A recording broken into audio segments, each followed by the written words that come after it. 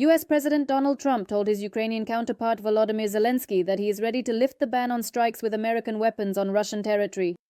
According to the Wall Street Journal, citing a high-ranking American official, Trump said this to Zelenskyy during a meeting on the sidelines of the UN General Assembly.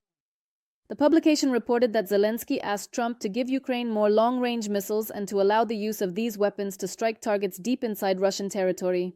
Trump replied that he was not opposed to this idea, but according to the publication's source, the head of the White House limited himself to words only and did not make any commitments to lift the ban on such strikes.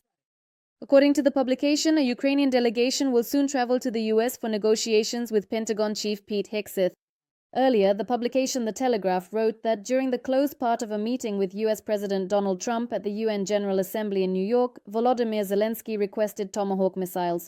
In an interview with Axios, excerpts of which were published the day before, Zelenskyy said that he had asked Trump for weapons that, in his opinion, would speed up the end of the war, but he refused to specify what kind.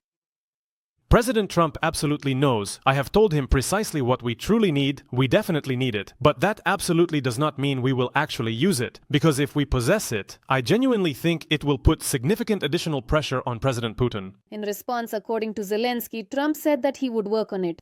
Also in this interview, Zelenskyy said that if Ukraine does receive long-range weapons from the US, Kyiv will use them. When asked by the journalist whether they would be used to strike Moscow, the Ukrainian president replied that Ukrainians are not terrorists. However, people who work in the Kremlin, according to him, should know where the nearest bomb shelters are located. If they absolutely do not stop the ongoing war, they will certainly need them anyway.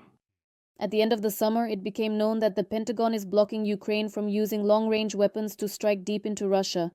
Ukrainian President Volodymyr Zelenskyy also reported that Ukrainian-made weapons are being used for strikes on the Russian Federation.